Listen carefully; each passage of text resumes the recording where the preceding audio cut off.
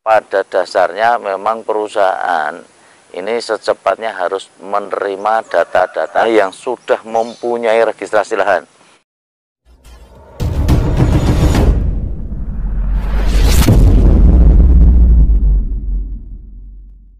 Assalamualaikum warahmatullahi wabarakatuh.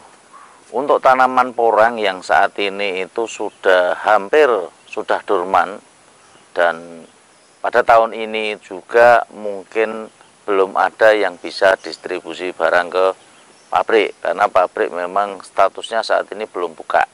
Informasi, kembali lagi saya tegaskan, informasi tentang bukaan pabrik itu di habis lebaran. Nanti silahkan nanti disimak updatean, apabila nanti sudah ada harga dari pabrik tentunya kita akan update, kita informasikan. Yang jelas habis lebaran baru dibuka. Nah, kendala-kendala ini yang agak meresahkan petani sebagian. Sebagian juga menyambut dengan agak berat, yakni tentang regulasi yang harus diterima petani, yakni masalah registrasi lahan. Nah, kembali lagi saya tegaskan, untuk cara registrasi lahan seperti kemarin sudah saya upload di sini. Nanti silahkan disimak. Nah, fungsinya apa? Ya di sini silahkan disimak. Yang jelas registrasi itu memang dibutuhkan untuk tanaman-tanaman yang ekspor. Kemarin saya juga bermain ke salah satu pabrik penepungan singkong. Nah, penepungan singkong itu sendiri yang memang produksi pemasarannya lokal itu tidak butuh yang namanya registrasi lahan. Tetapi untuk singkong-singkong yang rencananya nanti diekspor, secara otomatis memang lahannya juga dibutuhkan registrasi lahan. Nah, ini intinya semua komoditas ekspor itu butuh yang namanya registrasi lahan. Nah, kalau untuk pengen yang tidak diregistrasi lahan, ya silahkan untuk penanaman tanaman yang lain seperti jagung, singkong dan sebagainya. Yang ini masih pasaran lokal ada. Nah, tentunya karena porang ini kita tujuan ditanam dan banyaknya ditanam itu karena keperluan untuk ekspor, secara otomatis registrasi lahan ini sangat dibutuhkan. Pabrik menunggu registrasi lahan dari petani atau registrasi perizinan pabrik sendiri atau hal lain yang berkenaan dengan pabrik, kita kurang paham. Yang jelas untuk pabrik masih mempersiapkan diri untuk ke sana. Nah, dari pabrik sendiri memang dibutuhkan untuk registrasi lahan daripada petani, sehingga petani ini sesegera mungkin didaftarkan ke perusahaan. Seperti mungkin konten kita sebelumnya, kita sudah upload juga untuk webinarnya kemarin. Nah, itu pada dasarnya memang perusahaan ini secepatnya harus menerima data-data yang sudah mempunyai registrasi lahan. Nah, kita bisa melakukannya. Nah, nanti cara melakukannya bagaimana, silahkan WA di sini. Ya, WA saya di sini silahkan, nanti akan kita list namanya siapa, nomor registrasi lahannya berapa, ke jumlah hasil tonase dari tanamannya itu kira-kira tahun ini berapa. Sesegera mungkin kita informasikan ke perusahaan penampung. Ya, sesegera mungkin kita informasikan ke perusahaan penampung. Maka perusahaan itu akan mempunyai catatan list, ya, daftar petaninya dari mana saja, estimasi kira-kira yang akan diterima umbinya berapa. Ya, ini secepatnya dilaksanakan supaya nanti dari perusahaan sudah punya list dan targetnya nanti bisa continue, bisa diatur jadwalnya. Ini penting ya untuk teman-teman, silahkan. Walaupun mungkin ini namanya registrasi lahan ini tentunya komentarnya banyak, ada yang positif dan tidak sedikit yang negatif.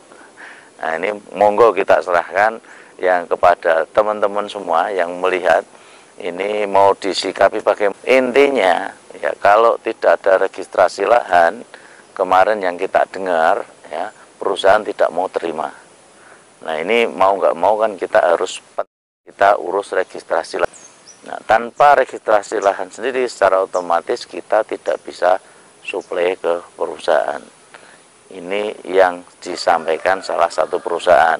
Mungkinkah di luar sana ada banyak lagi perusahaan-perusahaan yang terima tanpa registrasi lahan? Yang jelas apabila pasar kita 80% itu di China sama di Jepang, mereka menuntut untuk registrasi lahan. Untuk 20% kemungkinan di luar itu bisa saja tanpa registrasi lahan, atau mungkin yang pasar lokal itu tidak membutuhkan registrasi lahan. Nah, bagi mereka yang mau maju ya silahkan mulai diurus. Prosesnya bagaimana kemarin sudah kita upload, untuk cara-caranya silahkan diikuti.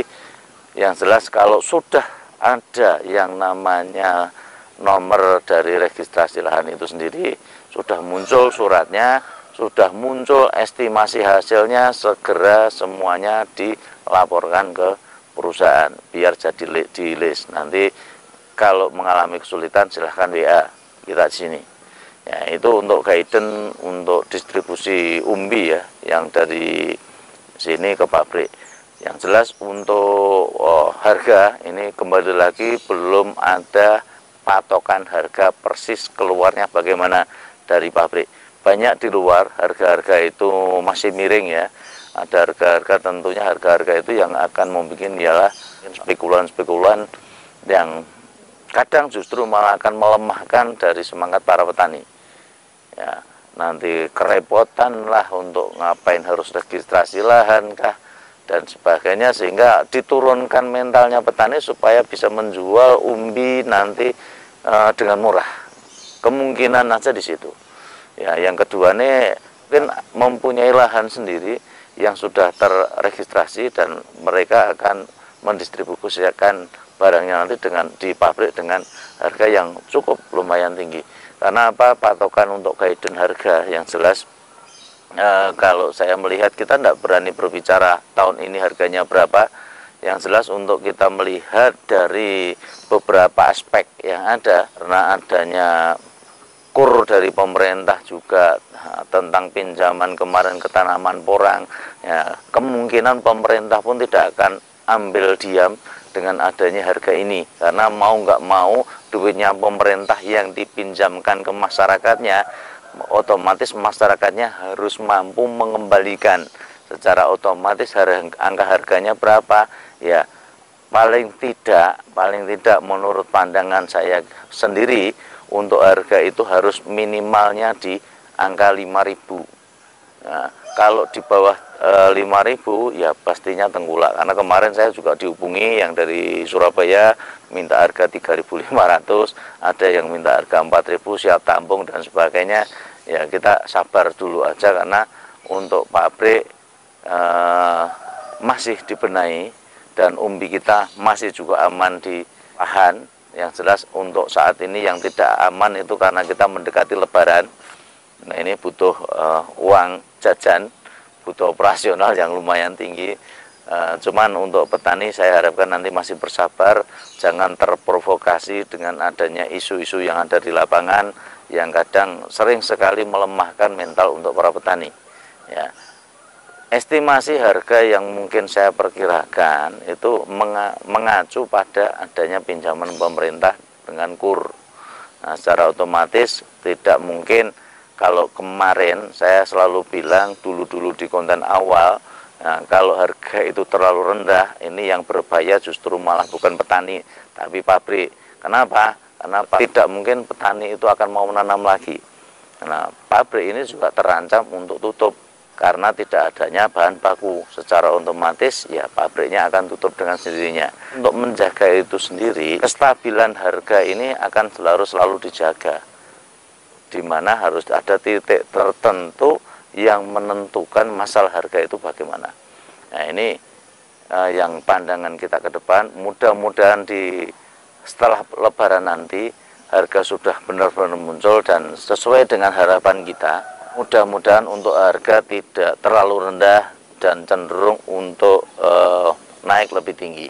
Ini harapan kita bersama, semoga nanti memang ya terlaksana. karena kita mengingat untuk pabrik di tahun yang lalu ini banyak pabrik yang sebenarnya tidak bisa mengeluarkan barang kemarin karena adanya di-ban dari beberapa negara karena ada kesalahan dari beberapa orang eksportir yang tidak bertanggung jawab, yang memang mengekspor untuk barang-barang yang kualitasnya kurang baik, sehingga kita memang benar-benar di-ban dari negara tujuan.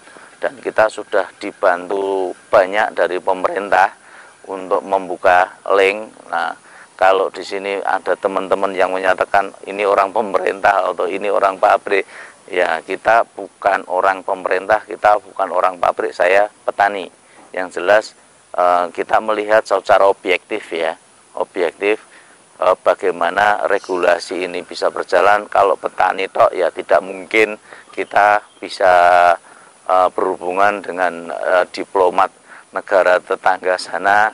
Kalau kita orang pabrik ya tentunya saya akan mikir ke semua yang tentang pabrik saja. Kita juga sama-sama pejuang petani di sini yang coba untuk merangkul yang namanya pabrik itu bagaimana, yang mana pemerintah itu bagaimana. Kita harus mempelajari, tidak harus dari satu pandangan tok, tapi dengan pandangan yang luas supaya kita bisa mengerti pemerintah tujuannya bagaimana, pabrik tujuannya bagaimana, petani bagaimana, sehingga menjadi satu kesatuan yang di situ nanti akan menemukan titik temu.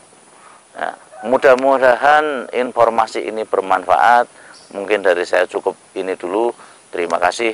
Bila ada salah kata, mohon maaf yang sebesar-besarnya. Tak lupa kita ucapkan selamat menjalankan ibadah puasa bagi yang menjalankan. Dari saya mungkin terima kasih. Itu dulu. Billahi taufiq wal hidayah. Wassalamualaikum warahmatullahi wabarakatuh.